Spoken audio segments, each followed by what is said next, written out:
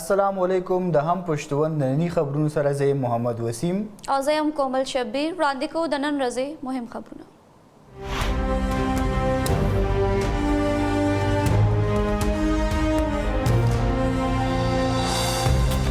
د بلوچستان ضلع مستون کې افسوسناکه دماکه پیښه کې د ډي ایس پی په شمول ګڼ شمېر کسان په حق رسیدلي. د 500 نه سیوا جوبل دماکې نه پس سکیورټي فورسز علاقه خپله ولکه کې اغستې. دماکه هغه وخت شوې کله چې خلک د میلاد په سلسله کې جومات کې جمع کېدل.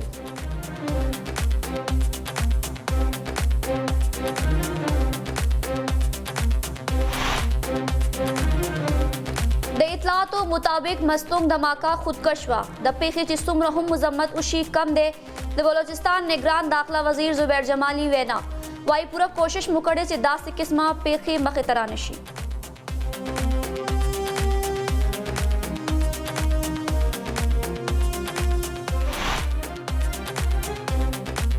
په افغان پوله د سکیورټي فورسز او ټي ټي پی ترهګرو ترمنځ د ډزو تبادله پیښه کې 4 ځوانان شهیدان.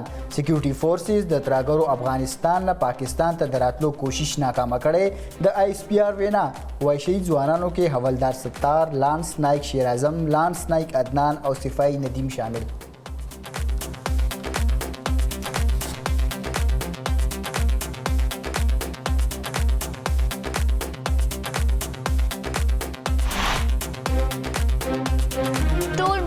نن د عید میلاد النبی صلی الله علیه و آله وسلم جشن جوش او جذبې سره مانځلی شي. د ملک لوی او وړو ښارونو کې د سکیورټي سخت انتظامات. د جلسو او ریلیانو سکیورټي لپاره د پولیس دستې تعینات. عاشقان رسول صلی الله علیه و آله وسلم خپل انداز کې نبی پاک صلی الله علیه و آله وسلم سره د مینې اظهار کوي.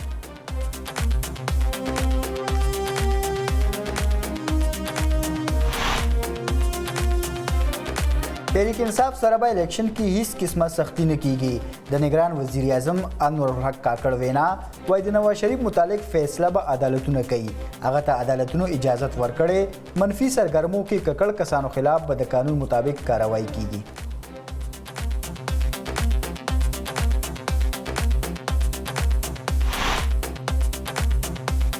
پیپلز پارٹی رہنما یوسف رضا گیلانی وائی نواز شریف دے راشٹریو الیکشن دی اکڑی مونږ ته هیڅ مسله نشتا. فلحال یو جمعه سره هم زمونږ د الیکشن اتحاد نشتا. د الیکشن تاریخ راغلی دی، ټولو لا تیاری کول پکار دی.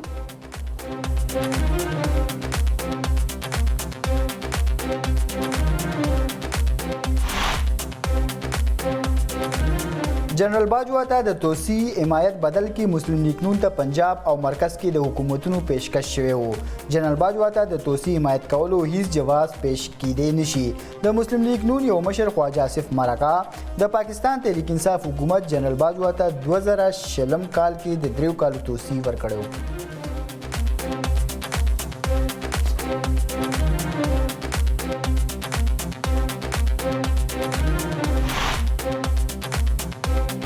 نوې حلقه بندۍ او رد و بدل مسترد. د عوامي نیشنل پارټۍ لخوا د عدالت ته د تلو اعلان.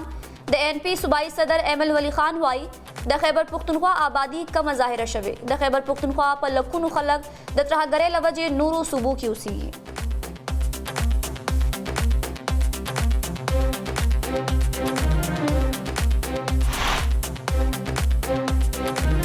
د پاکستان او نیوزیلینډ ترمنځ وام اپ میچ جاری.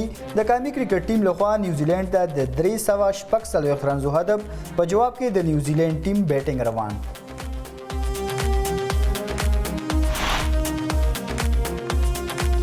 او د خیبر پختونخوا مختلف علاقو کې باران ورېدو سره موسم خوشګوار. وفاقي سرکار اسلام آباد کې هم د یخو هواګانو راج. د موسمیاتو محکمې وینا وایي بالای خیبر پختونخوا، اسلام آباد او خطه پوټوهار کې پړق ټوک سره د نور باران امکان دی.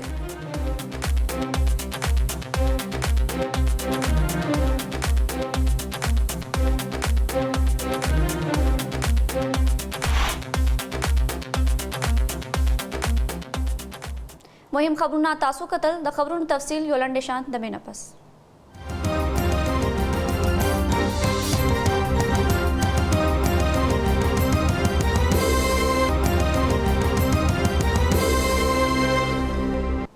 بولټن کې یو ځل بیا هرکلی تاسو له دا وخت یو افسوسناک خبر درکو د بلوچستان ضلع مستون کې دماکه شوې ده. پیښه کې د ډي اس پي په شمول ګڼ شمېر خلک جوبل شوي دي مړه شوي دي. د نه علاوه پیښه کې ګڼ شمېر خلک جوبل شوي هم دي. چاودنه مستون کې یو مسجد سره نږدې په داسې وخت شوه کله چې خلک د عید میلاد النبی صلی الله علیه و آله وسلم په موقع یو جلوس کې ګډون لپاره جمع شوي وو. د مستونګ صحت ضلعي افسر عبدالرزاق شاهي په چاودنه کې د 52 کسانو د شهادت تصدیق کړی دی. هغه ویل شاوخوا 50 نور کسان جوبل شوي دي. د مستونګ ډیپټي کمشنر وايي جوبل شوي مختلف اسپتالونو ته منتقل کړي شوي دي. په شهیدانو کې یو پولیس افسر هم شامل دی. سیمه کې یو پولیس افسر وايي د ابتدایي تحقیقاتو تر مخه دا یو ځان وژونکې حمله وه.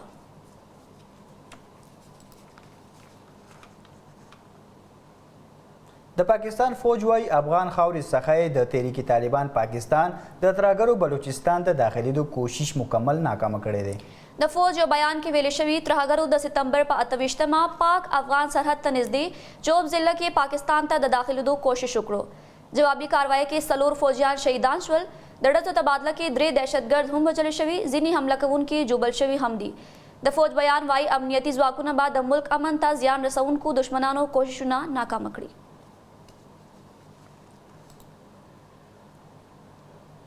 د خیبر پختونخوا مردان کې چارواکي وایي د ناګهانونه تحریک طالبان پاکستان یو کمانډر وژل شوی دی. یو چارواکي ویل د ټي ټي پي حارث ګروپ کمانډر فیصل افغاني د پولیس او امنیتي ځواکونو په یو مشترکه کاروایی کې وژل شوی دی.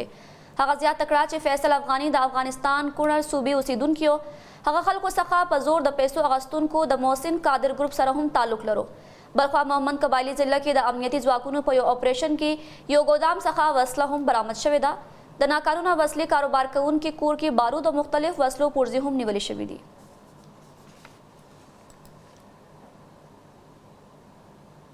بلوچستان او خیبر پختونخوا کې د دهشتګردو د جمعې په مبارکه ورځ په مسجدونو کې بیګناه خلک په نښه کړي دي. بلوچستان کې د 12 ربیع الاول په مناسبت په جلوسونو ځایي مرګي برید کوونکي 50 نه زیات کسان شهید کړي شوي دي. دا حمله یو مسجد نه وشوه. د خیبر پختونخوا هنګو ضلع په دوابده سیمه کې په یو مسجد کې چاودنې 15 کسان شهیدان کړل. بلخوا فوج ویل امنیتي ځواکونو افغانستان نه پاکستان ته د دهشتګردو د داخلېدو کوشش ناکامه کړو. د ډزو تبادله کې 4 فوجیان شهیدان شول. د 3 دهشتګردو د وژل کېدو خبر هم ورکړی شوی دی. دهشتګرد کې د زیاتوالي په اړه مخبل همکار طاهر خان سره خبرې اترې کړې دي.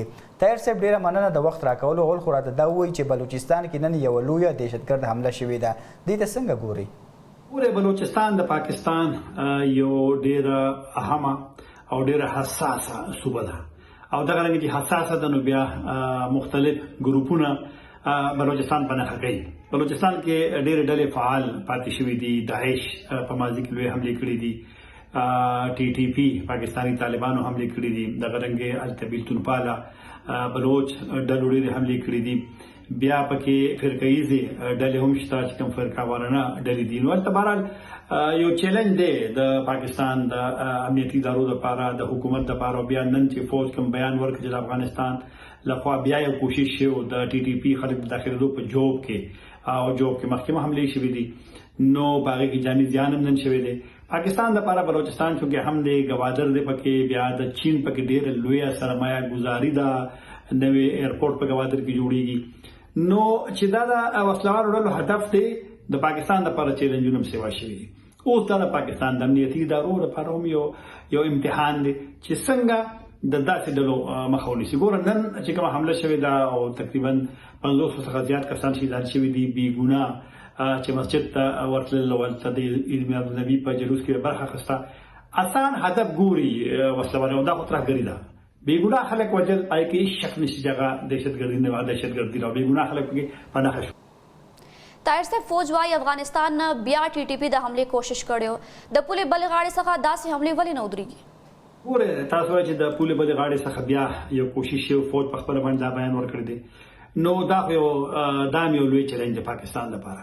او پاکستان کې امیدواري وه چې کله په افغانستان کې د طالبانو حکومت 2021 کال د 15 اګست راغی نو دلته یو امیدواري وه یو هیلهمندي وه چې کم دلته تشدد دی دا به کم شي. او پاکستان طالبانو سره حکومت سره په دې باندې ډېرې خبرې هم کړې دي. اوس هم د پاکستان استازی یو څو ورځې وړاندې را واپس راغی او هلته یې ډېرې خبرې کړې. 3 ورځې هلته پاتې و.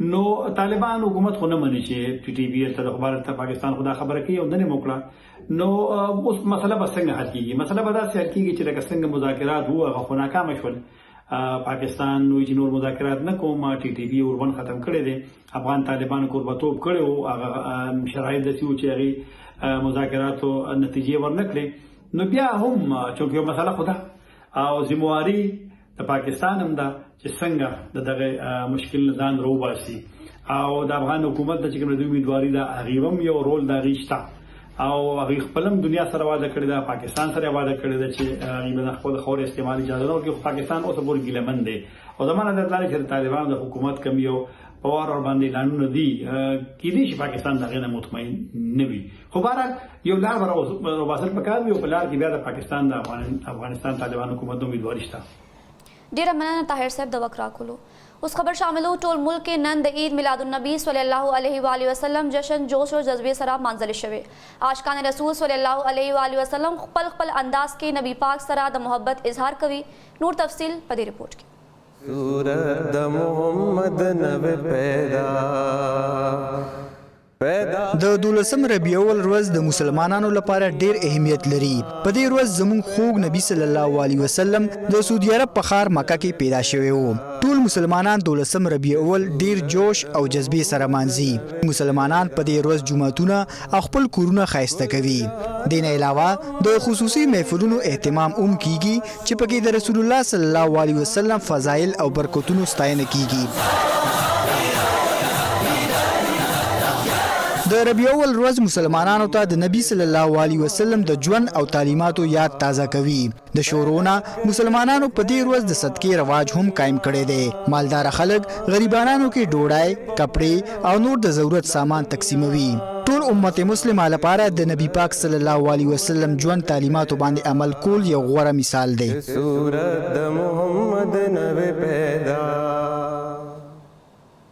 د بالیوډ کینګ شاهرخ خان هم عید میلاد النبی صلی الله علیه وسلم په موقع یو خصوصي پیغام جاری کړی دی شاهرخ خان په ټویټر پیغام کې ټولو مسلمانانو ته د عید میلاد النبی صلی الله علیه و آله وسلم مبارکي ورکړي هغه لیکلي چې راځي چې په دې ورځ مهرباني همدردي او پرهیزګارۍ په شان د ښه عادتونو جشن ومانځو په دې ورځ هر یو کس چې تاسو ورسره ملاويږئ هغوی له غاړه ورکړئ او د دې ورځې مبارکي ورکړئ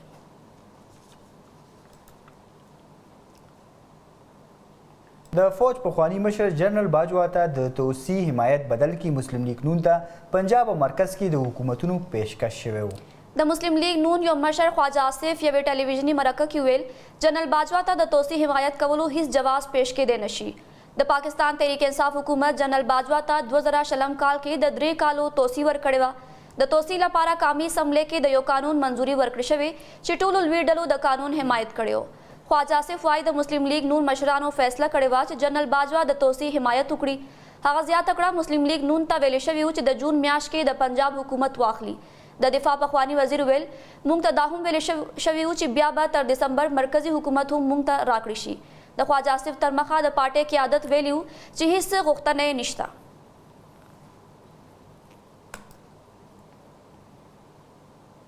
د پاکستان پیپلز پارټۍ یو مشر یوسف رضا ګیلانی ویلي دي چې انتخاباتو لپاره یوې سیاسي ډلې سره اتحاد نه دی کړی ښاغلي ګیلانی ملتان کې خبريالانو سره خبرو کې د انتخاباتو د نیټې د اعلان کولو غوښتنه وکړه الیکشن کمیشن د راتلونکي کال جنوري په آخري هفته کې د انتخابات کولو اعلان کړی دی خو کمیشن د تاریخ اعلان نه دی کړی ښاغلي ګیلانی ویل موږ غواړو چې د انتخاباتو لپاره نیټه اعلان شي چې د خلکو سکون ختم شي هغه ویل پیپلز پارټي تر دې وخت چا سره هم انتخابي اتحاد نه دی کړی هغه زیاته کړه چې نواز شریف ملک ته واپس راتلو هیڅ اعتراض نه لري वो इलेक्शन का उन्होंने अनाउंस किया है हम उसको वेलकम करते हैं कि वो मगर उसके लिए जो पाकिस्तान पीपल्स पार्टी का वफद गया था वो भी उनको यही उन्होंने रिक्वेस्ट किया है और हम भी मुतालबा करते हैं कि अगर कोई हतमी तारीख़ आ जाए तो आवाम में जो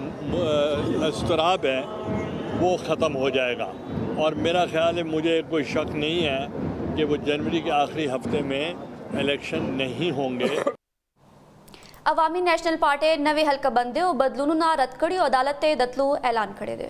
عوامي نېشنل ګوند صوبایي صدر ایمل ولی خان ویلي دي چې د خیبر پښتونخوا آبادی په قصدن توګه کمه شوې ده چې دا ګام د منلو وړ نه دی.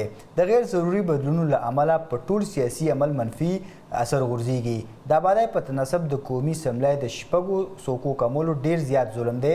ایمل ولی زیاته کړې ده چې د خیبر پښتونخوا هغه خلک چې د ترهګرۍ له امله په نورو صوبو کې ژوند کوي له پامه غورځول شوي دي. عوامي نېشنل ګوند به د نورو پارټو سره رابطه ونیسي او ډیر ژر به د لایحه عمل اعلان وکړي.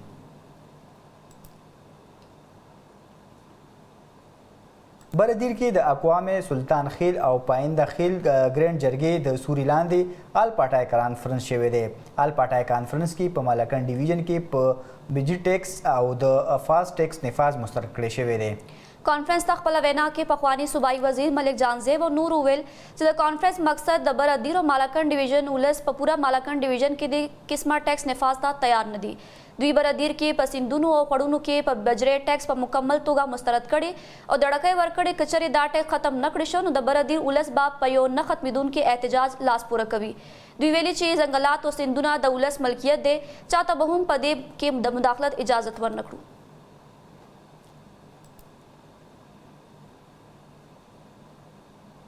سوات خواځاخیله کې د نجی تنظیم لاړخه مستحق رکشه ډرایور ته 15 لیټره پېټرول ورکړل شوی دی. د دې فعل مقصد انساني معاشرې له پیغام ورکولو چې خپل خواوشا خلکو خیال وساتي او حلال روزګار کې د انسانیت خدمت کوي. ګورو سوات څخه زموږ همکار وحید الله خان دا رپورټ. خله گاشکور کې ولاړې ما دلته کې د خوازخیله ویلفیر سوسایټي لاړه یو ډیر منفرد اقدام چې دی هغه شوی دی چې د پېټرول قیمتونه چې دی هغه ورځ بره روان دي. په دغه تمام صورتحال کې خوازخیله ویلفیر سوسایټي د علاقې تمام غریبانو مستحق رکشا ډرایور چې دی هغه راجمع کړي دي او دلته په عرب امارات پېټرولیم پمپ کې هغه ته فری 15 لیټره پېټرول چې دی دا غي رکشو ته اچي. هغه سره مون خبرې اترې وکړې رکشې کم مالکان چې دی هغه په دې باندې انتهایی د مسرت اظهار وکړو. د خوازخیله ویلفیر سوسایټي دا غي شکریا ادا کړې ده. دغه ویلفیر سوسایټي مختلف عہدیداران چې دي هغه هم نیوز سره خبرې اترې کړې دي. دا آیډیا چې دا ډېر سمپل و. من کتل چې یو فیول ډېر زیات ګران شوی دي او دا ګرانۍ د وجې ډېرو خلکو ته غټ تکلیف دی. نور ته هغه چې کومې سورلۍ دي هغه پیسې ورکوي نه د دومره مدن په دې کې نه. من غوښتل چې د ملګرو چې لږ مدد وشي. انشاءالله امید لرم چې دوی به د دې نه فایده ولري. کوم دا 15 لیټر چې دی شي نه دی خو زه چیرمن صاحب ته خصوصي هدایت کوم او د خپل هغه ورونو انتهایی مشکور یم کوم خلکو چې زموږ سره په دې کې امداد کړل. اقدام چې وشو د رشکوال راغلي 15 لیټر تیل د خلکو زموږ په نظر کې ډېر سپک شی دی چې ډېر کم چیز دی. خو زه چې په خپل مزغو کې دینه کوم نتیجه علم کدا دی پروفیسر صاحب د لیکم یو سوچ راوړ او د خلکو د تیل چول کدای نقد ورکړو انده په ډیرو غلطو طریقو استعمال دي شوی ډیر زر ختمې دي شوی.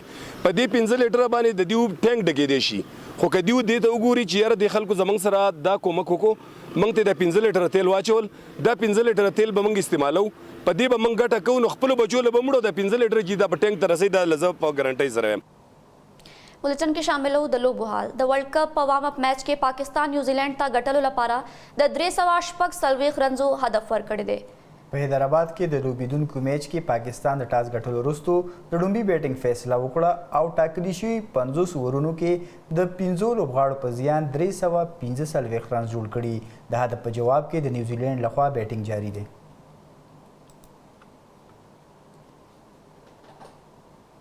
په خیبر پښتونخوا د ضلعي صوابۍ پنجپیر سیمه کې د فوټبال ټورنمنټ سرته رسیدلی دی. د ټورنمنټ دوه غوره ټیمونو آروش او مارخور ټیمونو ترمنځ فاینل میچ وشو. د خوندورې مقابلې نه پس د آروش ټیم 2-1 سره مارخور ته شکست ورکړو. مشر میلمنو سید مکرم باچا، مکرم خان، ارشاد خان او سید الله په غوره لوبغاړو کې انعامونه هم تقسیم کړل او ویل چې د لوبغاړو مرستې کول زموږ مشن دی.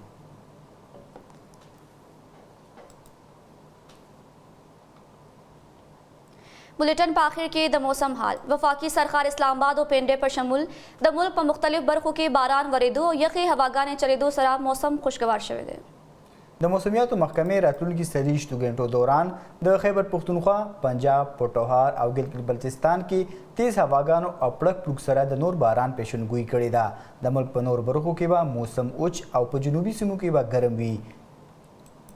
د محکمې موسمیاتو تر مخه تیر شوه روز دوران ټولو نه زیات باران د خیبر پښتونخوا سیمې چراټ کې 40 کالام کې 12 او د پنجاب سیمې اټک کې 15 ملي میټر ریکارډ شوی دی. د موسم حال سره بولیټن پای ته ورسېدو. د نورو خبرونو لپاره زموږ سوشل میډیا پاڼې کتل مه هېروئ. د یو لنډې شاندامې نه پس تاسو کتلی شئ پروګرام جایزه. شپه مو په خیر.